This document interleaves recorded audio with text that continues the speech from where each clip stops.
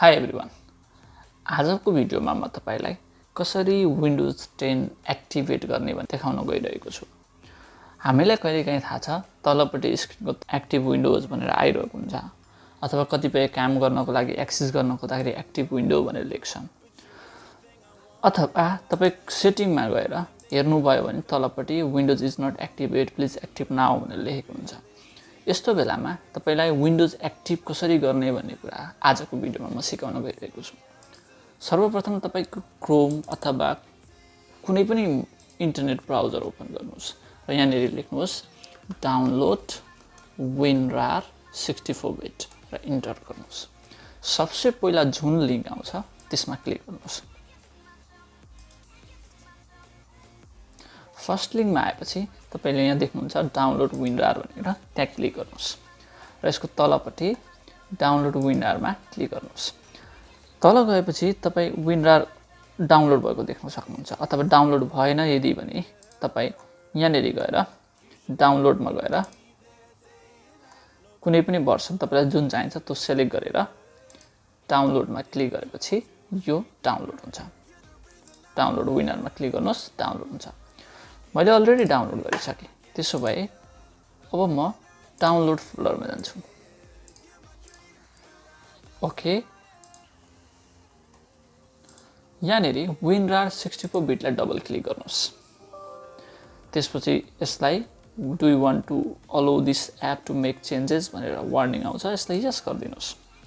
यस गरेपछि इन्स्टल भन्ने बटनमा क्लिक गर्नुहोस् र ओके गरेपछि डन, तपाईको WinRAR इन्स्टलेसन भइसक्यो। यो ट्याबलाई क्लोज गरिदिनुहोस्। अब यहाँनिर मसँग एउटा सफ्टवेयर छ KMS स्पेसको 10.20।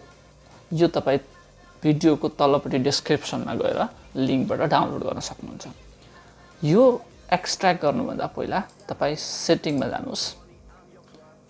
त्यसपछि सेटिङ भित्र गएर तपाई यसको विन्डोज एन्ड सेक्युरिटी भन्नेमा जानुहोस्। यहाँ भित्रको विन्डोज सेक्युरिटीमा जानुहोस्। विन्डोज सेक्युरिटीमा गएपछि भाइरस एन्ड थ्रेट प्रोटेक्सनमा गएर तपाई यसलाई भाइरस एन्ड थ्रेट प्रोटेक्सनको म्यानेज सेटिङमा गएर तपाई यसको सबै डिफेन्स सिस्टमलाई अहिलेलाई अफ गरिदिनुहोस्। ओके, सो यो ट्याब म ओपनै राख्छु मिनिमाइजमा। अब तपाई डाउनलोड फोल्डरमा गएर KMS को यो सिस्टमलाई एक्सट्र्याक्ट हियरमा क्लिक गर्नुहोस् र यसलाई एक्सट्र्याक्ट गरिदिनुहोस्। तपाई देख्न सक्नुहुन्छ KMS को यहाँ एउटा फोल्डर बन्यो। यसलाई ओपन गर्नुहोस्। KMS को पोर्टेबल अप्सनलाई ओपन गर्नुहोस्। यहाँ देख्नुहुन्छ तपाई यो यसको प्रोग्राम टाइप एप्लिकेसन छ, यसलाई डबल क्लिक गर्नुहोस् र यस गरिदिनुहोस्। सबैलाई मिनिमाइज गरिदिनुहोस्।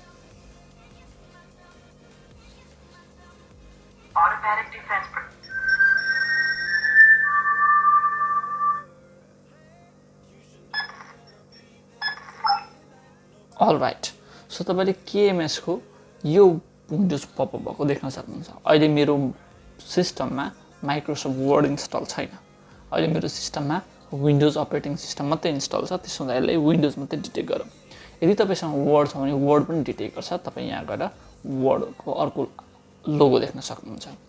म अब मेरो विन्डोजमा चेक लगाउँछु र यसलाई क्लिक गरिदिन्छु। Program complete. यो विन्डोज आफै क्लोज हुन्छ। अब फेरि सेटिङमा गएर तपाई देख्न सक्नुहुन्छ विन्डोज एक्टिभ र विन्डोज भन्ने अप्सन यहाँ देखा परेको छैन।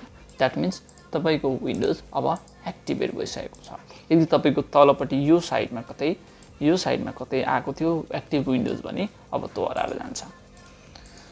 नाउ अब जब तपाईको काम सकियो अब तपाई डिफेन्डरलाई एक्टिभ गर्न सक्नुहुन्छ। ओके, सो तपाईको विन्डोज एक्टिभ भइसक्यो। Thank you for watching. We will see you on next video.